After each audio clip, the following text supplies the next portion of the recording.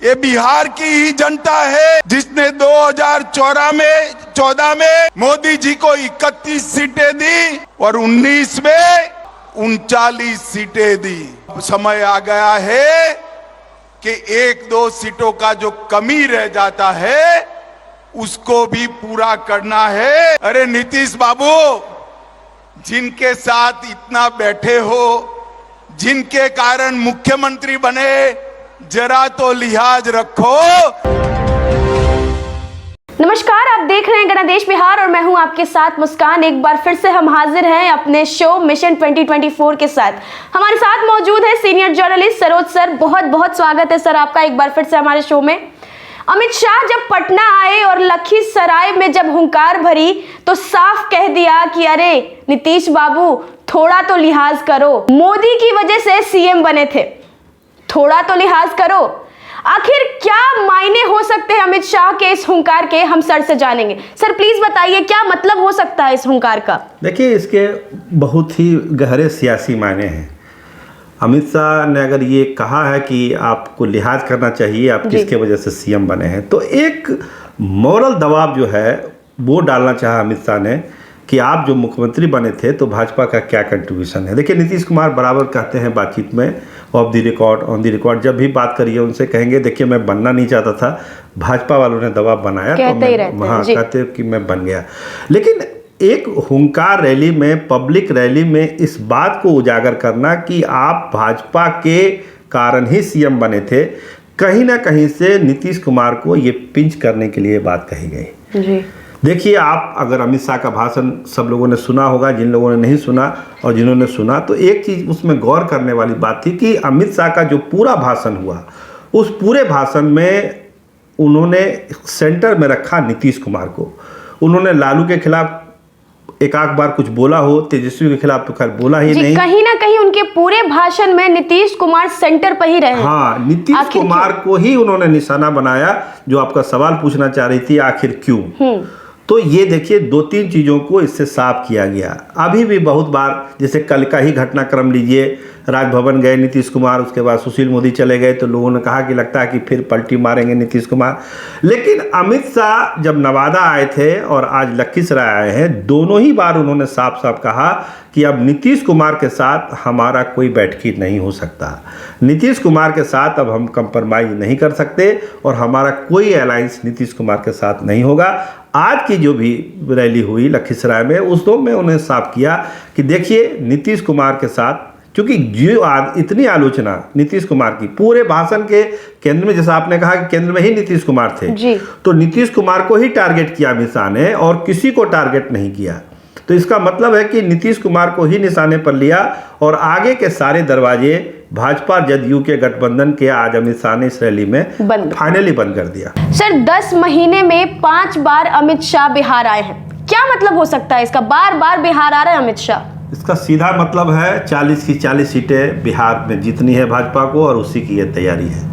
क्या होगा रिजल्ट, ये तो बाद में पता चलेगा, लेकिन भाजपा का दावा और उसका संकल्प यही है कि बिहार की 40 में से 40 सीटें उसको जीतनी है।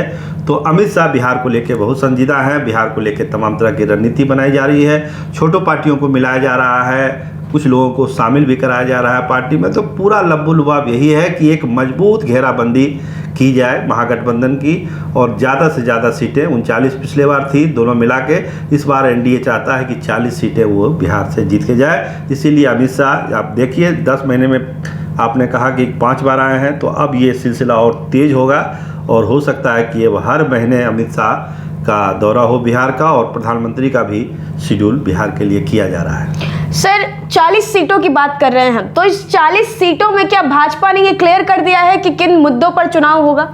देखिए, सिग्नल तो मिलने शुरू हो गए हैं। अमेरिका से जब प्रधानमंत्री आए थे इधर 2-3 दिन पहले और आज जो अमित शाह की रैली हुई है जी, तो क्लियर कट है कि भाजपा जो है राष्ट्रवाद और भ्रष्टाचार के मुद्दे पर ही चुनाव लड़ेगी।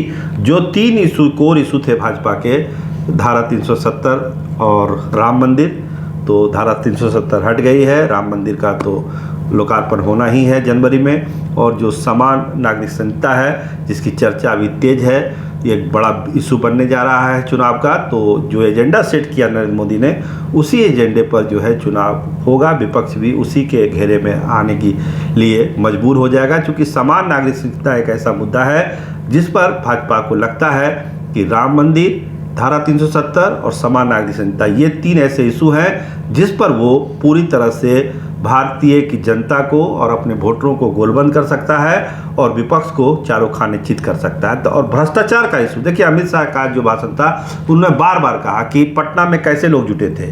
देखिए 20 पार्टियां नहीं थी जी, लेकिन तुकबंदी करने के लिए उन्होंने कहा कि 20 पार्टियां आई और 20 लाख करोड़ का घोटाला वाले ही लोग थे। 14-15 पार्टियां थी, आप सभी जानते हैं, लेकिन 20 पार्टियों का उन्होंने जिक्र कर दिया ताकि 20 लाख करोड़ को उसको ट्यूनिंग किया जा सके।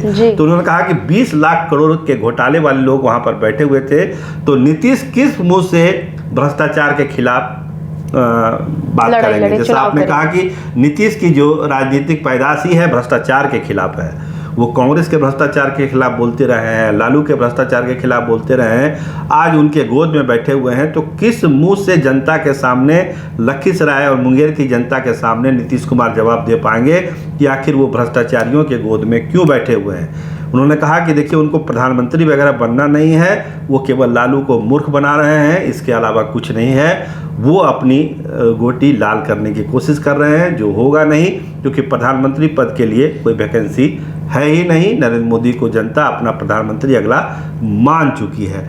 तो तैयारी यही है कि राष्ट्रवाद और भ्रष्टाचार के मुद्दे पर चुनाव लड़ेगी भाजपा और इसी को आगे ले जाएगी। और ये ऐसे कोर इशू हैं, अगर ये चल गए तो फिर भाजपा को रोकना मुश्किल होगा। सर, बिहार की सियासत पे इस रैली का क्या असर हो सकता है? असर स्वाभाविक है, जब एक राजनीतिक मन से कोई बात कही जाती है। अमित शाह ने बहुत सारी बातें कही, जैसा आपने खुद कहा कि नीतीश कुमार को उन्होंने पिंच किया इसको बोल के कि आपको शर्म आनी चाहिए और आप उसी के भरोसे बढ़े। तो इसका जवाब तो अब उनको मिलेगा। देखिए बहुत सारी बातें, जैसे इंजीनियरिंग कॉलेज, मेडिकल कॉलेज का श्रेय उन्होंने ले लिया, केंद्र सरकार ने किया, बिहार सरकार कहती है कि ये सारे हम बनवा रहे हैं। तो इस पर भी एक विवाद अभी चलेगा कि बिहार निर्माण करा कौन रहा है, केंद्र सरकार करा रहा है। जिले में जो इंजीनियरिंग कॉलेज खुल रही है वो बिहार सरकार बनवा रही है या केंद्र सरकार बनवा रही है, तो इस पर भी एक विवाद सब चलेगा। तो एक राजनीतिक जो है बयानबाजी तेज होगी और अपना अपना पोजीशन जो है अब सेट करने की कोशिश होगी कि जो 40 सीट का संकल्प अमित शाह ने लिया है उस संकल्प को कैसे खारिज करेगा महागठबंधन, इसकी रणनीति बननी शुरू होगी। और रणनीति जो होगी वो कितनी कारगर होगी ये तो आपके मिशन 24 जो आप चला रही हैं उसी से पता चलेगा। बहुत बहुत धन्यवाद सर, तमाम सवालों के जवाब मुझे लगता है कि जनता को मिले होंगे और ये कहीं ना कहीं इन्फॉर्मेटिव भी रहा होगा। हमारे फेसबुक पेज को तब तक के लिए आप लाइक, शेयर, कमेंट्स जरूर करें और यूट्यूब को सब्सक्राइब करें। देखते रहिए गणदेश बिहार। धन्यवाद।